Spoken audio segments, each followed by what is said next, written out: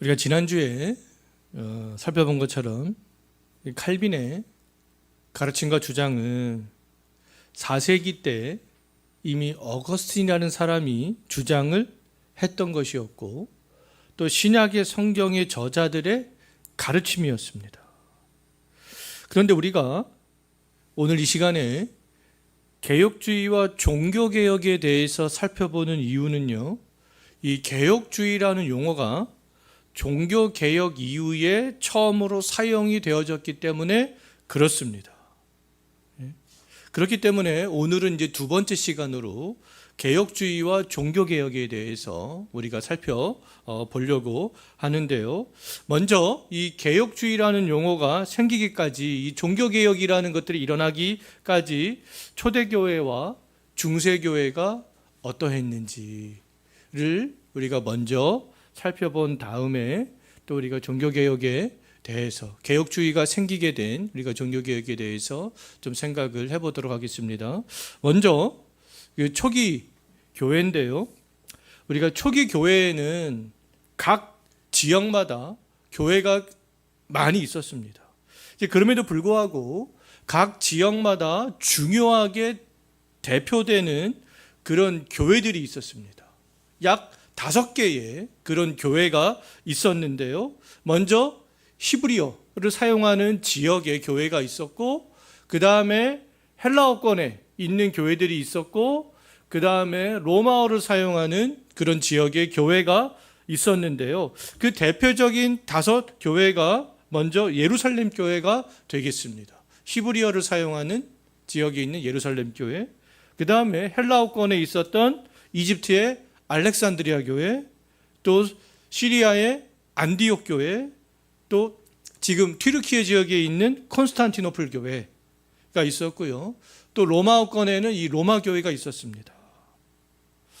이렇게 각 지역에 많은 교회들이 있었지만 이 5교회가 대표되는 그런 교회였다라는 것이죠. 자, 이 초기 교회에는요, 인종적으로 이렇게 문화적으로 역사적으로 다 다른 배경을 가지고 있었잖아요. 각각의 지역에 있는 교회들이요. 그럼에도 불구하고 이 교회들은 다 하나의 교회였습니다.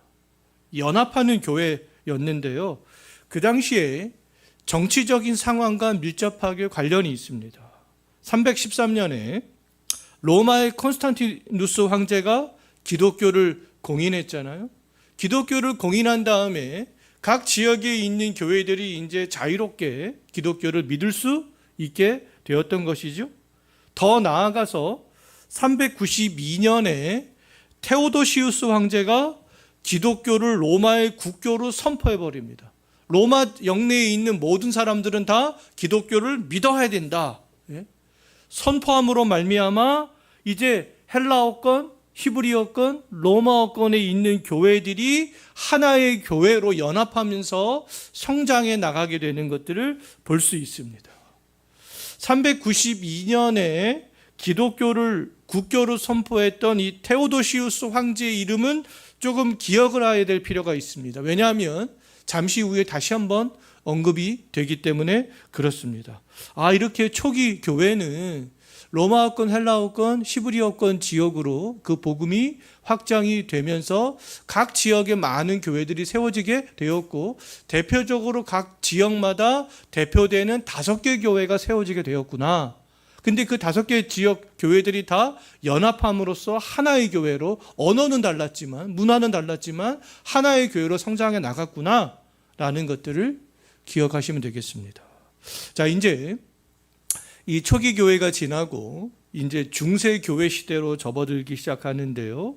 이 중세 교회가 시작된 시점을 어느 시점으로 좀 생각을 해볼 수 있냐면, 교황이라고 주장하는, 교황이라는 단어가 시작된, 아마 그 시점부터 좀 중세로 보는 것이 좋지 않을까 싶습니다. 자, 위에서 우리가 조금 전에 살펴보았던 5개 지역에 이제 그 지역이 대교구가 되겠는데요. 그 대교구에는 다 주교들이 있었습니다. 대표되는 로마 교회 주교, 콘스탄티노플 교회 주교, 또 안디옥, 알렉산드리아, 예루살렘 교회의 주교들이 다 한 명씩이 다 있었거든요. 근데 이 5교회에 대표되는 교회의 주교들이 서로 간에 약간 알력들이 있었습니다. 그런데 그때 이제 로마 교회의 주교가 자신을 모든 주교를 대표하는 교황이다, 이렇게 주장하기 시작합니다. 이 교황이라는 뜻은 아버지를 의미하는데요, 자기가 이제 모든 교회의 아버지라는 것이죠. 그래서 그때서부터 이제 이 중세교회가 이 교황의 개념이 등장한 다음에 좀 시작이 된 것으로 그렇게 볼 수가 있겠습니다. 자, 이렇게 중세 어느 시점까지는 하나의 교회로 잘 성장해 왔습니다. 이제 그러다가 이제 교회가 이제 분열하는 그런 시대가 오는데요. 언제 분열을 하냐면 좀 전에 살펴봤듯이 기독교를 로마의 국교로 선포했던 테오도시우스 황제가 395년에 죽습니다. 그때까지는 395년대까지는 이 로마가 전체의 이 아주 큰 제국 덩어리 하나의 나라로 있었어요.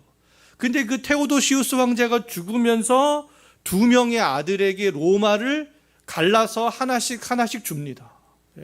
그래서 서쪽에 있던 로마를 서로마, 동쪽에 있던 로마를 동로마 해서 이제 서로마 제국과 동로마 제국으로 나누어지게 되는 것이죠. 동로마 제국은 지금의 튀르키예인 콘스탄티노플, 예전에 이스탄불로 불리웠잖아요. 지금 현재 이스탄불이죠. 그 지역을 중심으로 하고 이제 서로마 교회는 로마를 중심으로 해서 이렇게 갈라지게 되는데요. 이 정치적으로 이 하나였던 로마가 2개의 로마로 갈라지게 되면서 교회도 자연스럽게 이제 2개의 교회로 갈라지게 되는 것들을 볼 수 있습니다. 물론 이 2개의 교회로 갈라지기까지 완전히 갈라지기까지 약 한 1000년 정도가 걸리는데요. 1054년에 이 두 개의 교회가 완전히 갈라지게 되는 것을 볼 수 있습니다. 물론 그동안에 두 교회가 알력 다툼들이 굉장히 있었습니다. 이건 그냥 참고적으로만 들으시면 되겠는데요. 그동안에 이 두 개의 교회가 서로 대립했는데 성상, 파괴령, 교황 수위권, 필리오케 논쟁, 서로 간에 파문하는 거, 이런 자세히 설명 드릴 필요는 없을 것 같아요. 이 시간에는 하여튼 이런 신학적인 정치적인 이런 논쟁들을 하면서 1054년에 이 하나였던 교회가 2개의 교회로 갈라지게 된다라는 겁니다. 자, 이제 이 중세 교회가 걸어왔던 그 길은 어떤 길이었냐면, 세 번째로 중세 교회가 이제 타락의 길로 접어들게 되는 것들을 볼 수가 있겠습니다. 중세교회의 타락을 이야기할 때 몇 가지로 이야기할 수 있는데, 첫 번째는 이제 교황의 타락이죠. 교황은 베드로의 어떤 사도권을 자기가 이어받았기 때문에 자신이 모든 교회의 머리다, 그리스도의 나는 대리자야, 이렇게 주장을 하면서 교황이 교회의 권력들을 싹 다 장악을 하고 또 세상의 권력까지 장악하게 되는 것들을 볼 수가 있겠습니다.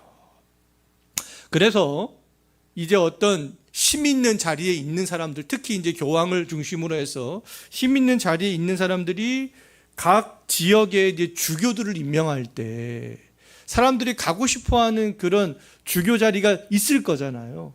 그래서 더 좋은 자리로 가기 위해서 뇌물이 굉장히 횡행했습니다. 그래서 뇌물을 주는 사람들은 좋은 지역의 주교로 임명이 되고, 그렇지 않은 사람들은 저 먼 시골로 주교로 임명이 되고, 이런 일들이 굉장히 비일비재하게 심각하게 일어나게 되었던 거죠.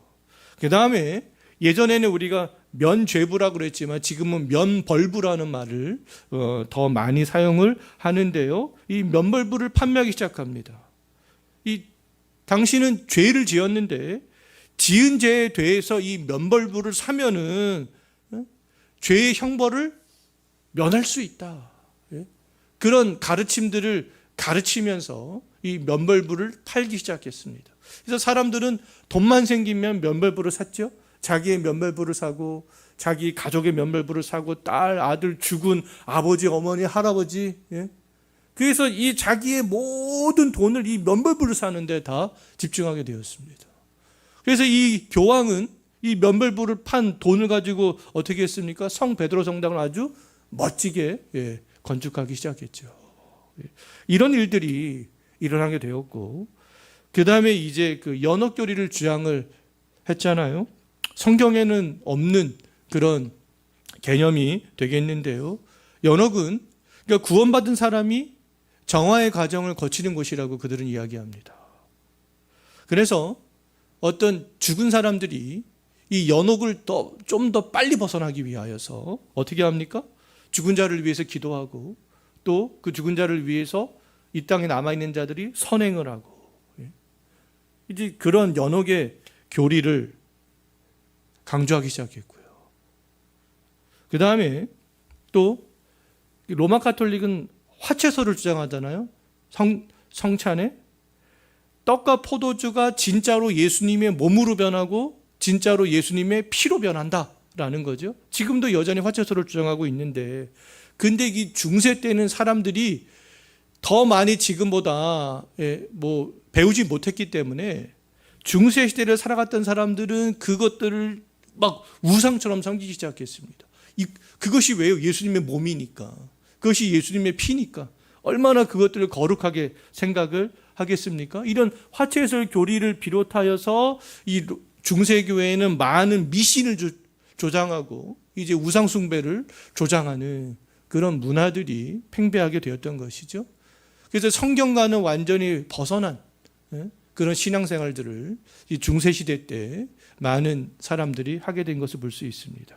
이제 그래서 이제 이런 상황 가운데 세 번째로 종교개혁이 일어나게 되는 것이죠. 종교개혁 시발점은 누구부터 시작됐습니까? 이제 루터부터 시작이 되는 거잖아요.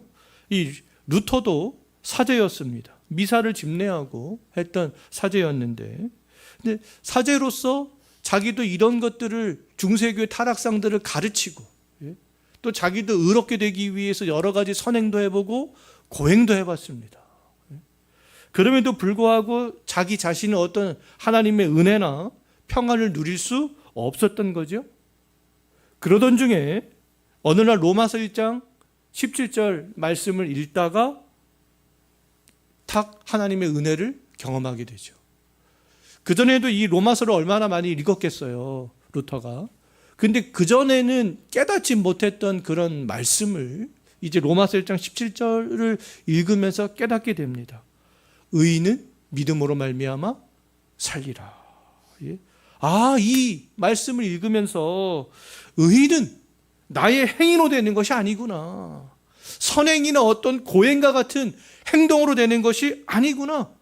그리스도를 믿음으로 의롭게 되는 것이구나. 그거를 깨닫게 되는 것이죠. 이신칭의 교리. 그래서 루터가 이제 했던 일이 뭐냐면 95개조 반박문을 씁니다. 95개조 반박문을 1517년에 10월 31일 날 독일의 비텐베르크 성 교회 문에 95개조 반박문을 기록하여서 딱 붙이죠. 처음에 이 루터가 이 95개조 반박문을 붙였을 때는 자기가 종교개혁을 해야 되겠다, 거창한 마음으로 붙인 게 아니었습니다. 좀 이 로마 카톨릭에 나도 지금까지는 사제로 있었는데 내가 이거 성경을 보다 보니까 이런 것들이 굉장히 좀 잘못되어져 있는 것들이 깨닫게 되었는데 좀 이것을 좀 토론하고 싶다. 이제 그런 마음으로 붙였던 거예요. 그런데 이제 그것이 종교개혁의 시발점이 되었던 것이죠. 그래서 이 루터의 95개조 반박문의 주요 내용은 뭐냐 하면 성경적 회개의 의미, 이게 성경에서 말하고 있는 그 회개가 무엇인가? 그 다음에 면벌부의 잘못된 점, 이제 그런 것에 대해서 주로 기록을 했습니다. 그리고 구원과 어떤 죄의 용서는 교황의 사제권에 있는 것이 아니다. 어떠한 공로 사상이 있는 것이 아니다. 오직 그리스도만이 유일하다. 그런 것들을 주장했던 거죠. 지금도 여전히 공로 사상들이 있잖아요. 어떤 성자의 잉여 공로 사상들. 성자로 추앙받는 사람들이 또 아니면 더 많은 선행을 한 사람들이 자기가 그 선행을 너무 많이 해서 남는 거죠. 그래서 남는 그 선행을 다른 사람에게 이렇게 주는. 그래서 이제 그런 공로 사상이 잘못되었다라는 것들을 이 루터가 이제 주장하기 시작합니다. 오직 그리스도만이 유일하다. 이렇게 루터의 95개조 반박문 사건을 통하여서 이제 그 바른 신앙에 대한 열망이 불붙듯이 일어나게 되는 것들을 볼 수 있는데요. 또 이때에도 하나님께서 은혜를 주셔서 구텐베르크가 무엇을 발명합니까? 인쇄술을 발명하죠. 인쇄기를. 그래서 이 종교개혁과 맞물려서 이제 성경이 많이 보급될 수 있습니다. 그때는 필사를 하려고 그러면은 몇몇 특권층만 이 성경을 가질 수 있었습니다. 그런데 이제 성경이 인쇄기의 발명으로 말미암아 많이 보급되죠. 그리고 이제 루터 같은 사람들이 글을 씁니다. 자기의 어떤 바른 신앙관들을. 그래서 글을 써서 사람들에게 보급시킵니다. 그전에는 성경도 라틴어로만 쓰여져 있어가지고 독일 사람, 프랑스 사람, 이래서 영국 사람은 봐도 까막눈이었어요. 무슨 말인지 몰랐습니다. 근데 이제는 자국말로 성경도 번역하고 자국말도 글로 써서 보급하고 그래서 사람들이 이 성경의 내용들을 깨우치게 되는 것이죠. 자, 개혁교회도 이제 루터의 종교개혁 이후에 시작이 되는데요. 이 개혁교회의 시발점은 스위스 출신의 쯔빙길리와 프랑스 출신의 칼빈에 의해서 시작된 교회다라고 말할 수 있겠습니다. 쯔빙글리와 이제 칼빈에 의해서 이 개혁교회가 시작이 되는데요. 자, 종교개혁 이후에 개신교는 세 부류로 갈라지게 되는 것을 볼 수 있어요. 루터파, 개혁파, 제세례파 이렇게 세 부류로 개신교는 갈라지게 됩니다. 천주교는 이 서방, 서로마와 동로마로 갈라지게 되면서 서방교회와 동방교회로 갈라지게 되었잖아요. 개신교는 종교개혁 이후에 루터파, 개혁파, 제세례파로 그렇게 분리가 되는데요. 어떤 신학적인 전제에 따라서 성경 해석의 방법에 따라서 아니면 개혁의 방법에 따라서 이렇게 세 가지 부류로 이렇게 분리가 되어지는 것들을 볼 수가 있습니다. 제세례파의 특징을 간략하게 말씀을 드리면 제세례파는 근데 결국에는 어느 시점에 이단으로 정죄받습니다. 그래서 굉장히 쇠퇴해버려요. 국가와 어떤 국가를 불신합니다. 제세례파 같은 경우에는 국가를 불신하고 국가의 어떤 권위를 불신하는 거죠. 또 율법적인 도덕성을 상당히 강조합니다. 근데 이들의 문제는 뭐냐면 어떤 성경의 권위보다도 이 마음에 비추어주는 어떤 내적인 빛들이 있잖아요. 어떠한 깨달음, 생각들, 아니면 또 신비적 체험들, 이런 것들을 최종 권위로 생각합니다. 성경이 최종 권위가 아니라 그러한 것들이 최종 권위로 생각을 하게 되는 거죠. 그리고 유아 세례를 인정하지 않고 성인 세례를 인정합니다. 그래서 다시 세례를 주는 거죠. 성인 세례. 이걸 유아 세례를 인정하지 않고 성인 세례를 준다라고 해서 문제가 되지는 않습니다. 지금도 여전히 성인 세례만 인정하는 그런 교파들이 있기 때문에 그런데요. 하여튼 제세례파 같은 경우에는 이제 여러 가지 이유 때문에 이제 이단으로 정죄받고 좀 많이 쇠퇴하고 몰락하게 되는 그런 특징을 가지고 있습니다. 하여튼 이 개혁교회는 이 연속성이 있는데요. 16세기에 이 찌빙글리와 이 칼빈의 가르침에 따라서 개혁 교회들이 등장하잖아요. 그런데 이 개혁 교회는 이전에 존재했던 교회와 다른 교회가 아니다라는 겁니다. 분리된 교회가 아니라 초대교회부터 이어져 내려왔던 교회임에는 틀림이 없습니다. 그런데 다른 점은 뭐냐면 이전에 잘못된 교회에서 개혁이 된 교회라는 것이죠. 중세 1000년 동안 잘못된 길로 왔는데 다시 이 종교개혁을 통하여서 바른 길로 갈 수 있는, 그래서 이 개혁된 교회다라는 겁니다. 그래서 이전의 교회와 분리된 교회가 아니다라는 거죠. 현재 우리도 이 16세기 개혁교회의 흐름 속에 있습니다. 그렇다면 성경에서 벗어나서 우리도 좀 타락하고 부패한 것이 발견이 되었을 때 어떻게 하면 되겠습니까? 우리 기존의 교회 틀 안에서 다시 새롭게 개혁되는 것이죠. 잘못된 점들이 발견이 됐을 때 이단들처럼 기존의 교회를 부정하는 것이 아닙니다. 우리는 쭉 교회의 역사적 흐름을 인정하는 거예요. 그 흐름 속에 항상 있어야 되는 겁니다.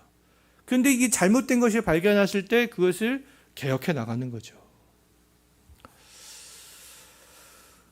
자, 이제 우리가 살펴볼 것은 이제 아까 전에 말씀드렸지만 개신교가 루터파, 개혁파, 제세례파로 분리가 되어졌다라고 했는데 우리가 살펴볼 루터파와 개혁파의 차이입니다.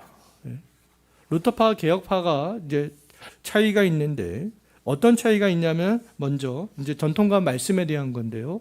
루터파는 어떻게 생각했냐면 이 전통과 말씀과의 관계를 어떻게 생각했냐면 성경이 직접적으로 금하지 않는 거. 성경의 모든 내용을 다 담을 수는 없잖아요. 그러니까 성경에서 직접적으로 금하지 않는 것은 얼마든지 이 신앙과 예배를 드릴 때 수용할 수 있다. 그렇게 주장을 했습니다. 이렇게 주장을 했기 때문에 로마 카톨릭의 어떠한 전통 등에 대해서 이 루터교는 굉장히 많이 수용을 합니다. 그래서 이 로마 카톨릭에서 쓰는 어떠한 상징물들, 그 다음에 조각상들, 사제들이 입는 예복, 이런 것들, 루터교는 그런 것들을 다 찬성하고 수용하게 됐죠. 그런데 개혁파들은, 찌빙글리와 칼빈 같은 개혁파들은 성경이 명하지 않는 그러한 전통은 인정할 수 없다, 이렇게 주장합니다.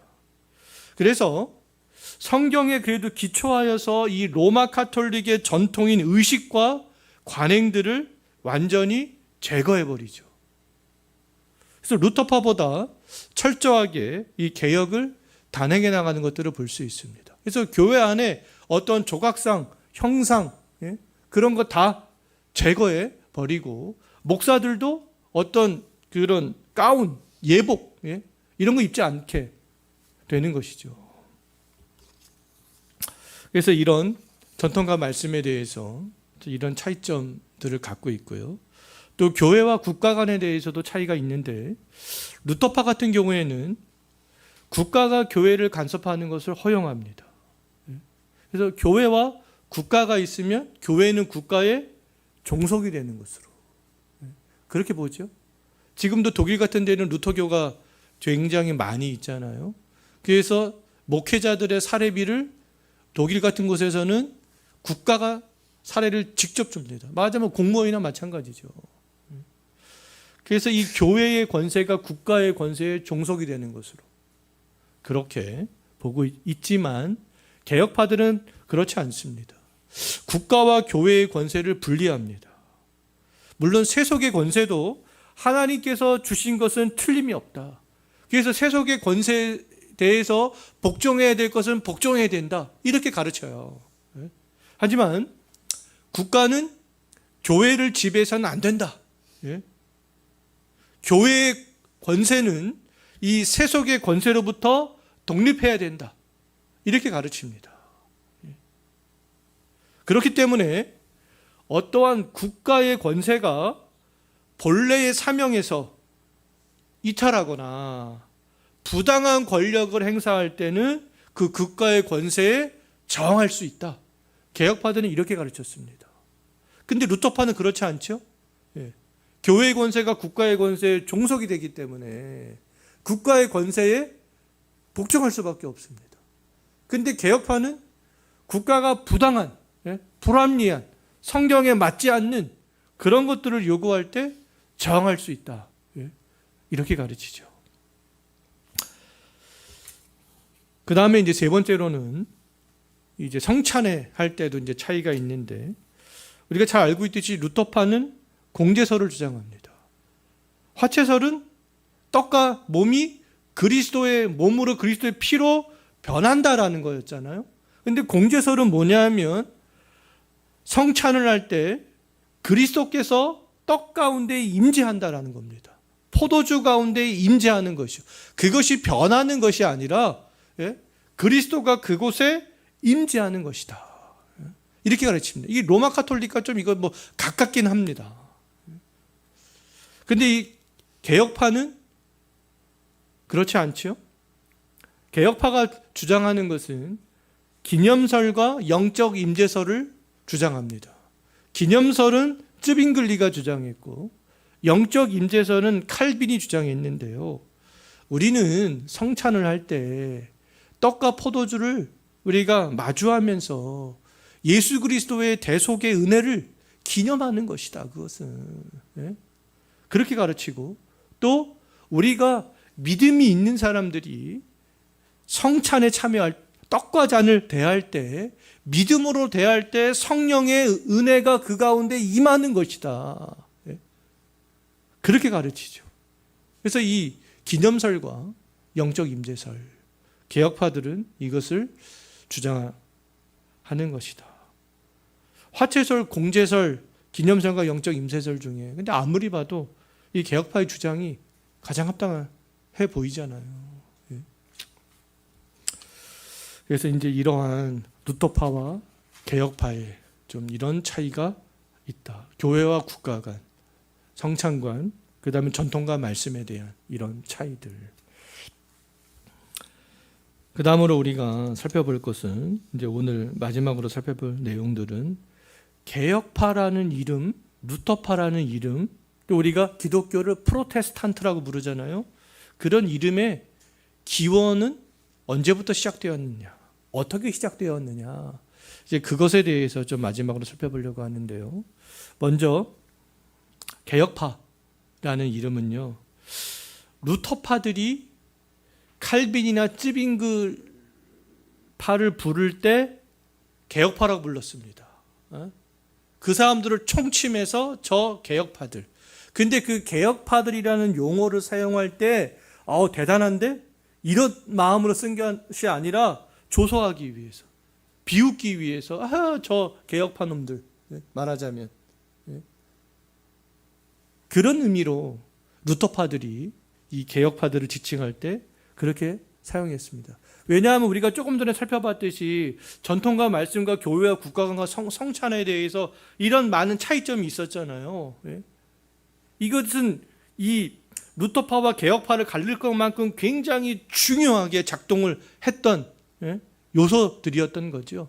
그래서 서로 대립했습니다. 그 당시. 그러니까 얕잡아보고 비웃으려는 목적으로 그렇게 루터파들이 그 쯔빙글파와 이 칼빈파를 부를 때 그 개혁파라는 용어를 썼죠. 근데 이 개혁파들은 루터파들이 그런 용어를 자기들의 사용할 때 그거를 그대로 수용합니다. 그러니까 루터파처럼 사람의 이름 앞에 자신들의 신앙의 정체성이 붙는 것을 개혁파들은 원치 않았어요. 뭐 칼빈파, 쯔빙글파 이렇게 이름이 붙는 걸 원치 않았습니다. 그냥 개혁파? 그래 좋아. 우리 그냥 개혁파 너희가 불러. 이렇게 수용했던 것이죠. 왜냐하면 고린도전서 1장 12절과 13절 말씀을 보게 되면 고린도 교회가 분쟁을 할 때 그 파 앞에 무엇이 붙었습니까? 다 이름이 붙었잖아요. 바울파, 게바파, 아볼로파, 그리스도파 다 이름이 붙었습니다. 그런 것을 이 개혁파들은 거부했습니다. 그래서 루터파들이 자기를 조소하기 위해서 개혁파라고 불렀지만 그냥 그대로 수용을 했던 것이죠. 그래서 자기들이 세운 교회를 개혁교회라 이렇게 지칭을 하기 시작했습니다. 자, 이제 루터파인데요. 루터파는 이제 로마 카톨릭 주의자들이 루터파를 부를 때 이렇게 불렀습니다. 루터파들. 또 다른 한편으로는 루터파라고 부르면서 복음주의자들, 복음파들 이렇게 불렀습니다. 로마 카톨릭 주의자들이요.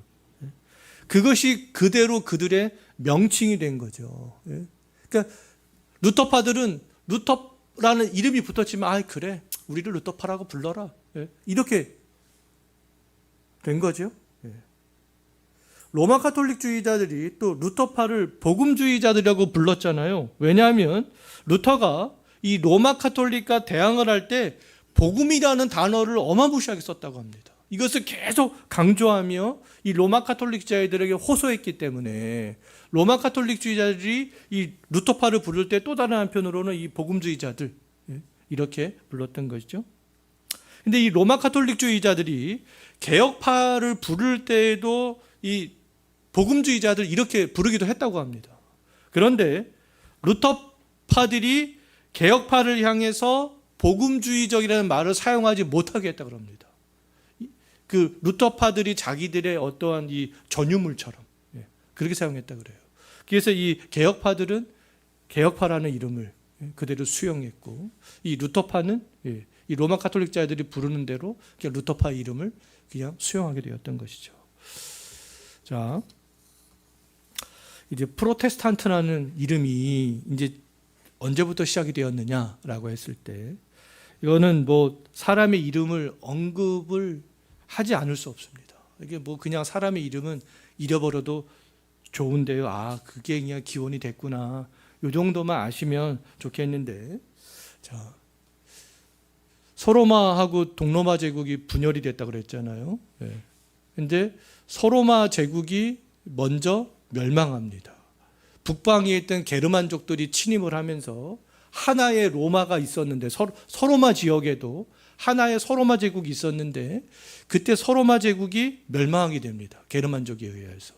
그래서 그 서로마 지역에는 여러 나라들이 막 생기게 되는데요. 그때의 뭐 프랑스 지역에는 프랑크 왕국, 그 다음에 독일과 오스트리아를 중심으로 해서 신성 로마 제국, 이렇게 이제 나라들이 또 이탈리아 중심으로 또 다른 나라들이 이렇게 몇 개의 나라들이 이제 생기게 되는데 그 서로마 지역에 생긴 나라 중에서 신성 로마 제국이 있잖아요. 1526년에 신성 로마 제국의 황제였던 칼 5세라는 사람이 있습니다. 그 이전까지는 이 루터파든지 개혁파든지 다 인정하지 않았습니다. 오직 로마 카톨릭만 인정했는데 1526년에 신성 로마 제국의 황제 칼 5세가 이제 부분적으로 루터파를 신성 로마 제국 안에서는 인정하기 시작합니다. 어떻게 인정을 하냐면 각 지역에 수많은 자기의 어떤 일적 지역을 다스리는 그 당시에는 제후들이 있었잖아요. 만약에 제후가 A라는 지역에 있었던 제후가 루터파를 지지하는 사람이었다면 그 지역에는 루터파를 믿어도 좋다. 이렇게 허락을 합니다. 인정을 하죠. 그런데 불과 3년 있다가 1529년에 말을 칼 5세가 번복합니다. 루터파를 인정하지 않게 돼요. 그런데 약 3년 동안 루터파를 인정을 받았던 제후들이 몇몇이 있을 거잖아요. 그래서 그 제후들이 동맹을 맺습니다. 동맹을 맺어서 황제에게 항의하죠. 그래서 항의 서한을 보냅니다. 그 항의하다는 의미가 프로테스트잖아요. 그래서 그때부터 제후들을 향해서 항의한 제후들을 향해서 프로테스탄트라고 그렇게 부르기 시작했습니다. 그래서 이제 이 프로테스탄트라는 이름이 1529년 이후부터 오늘날까지 이제 개신교회를 부를 때 사용이 되어지고 있다라는 것이죠. 자, 오늘 여기까지 했습니다.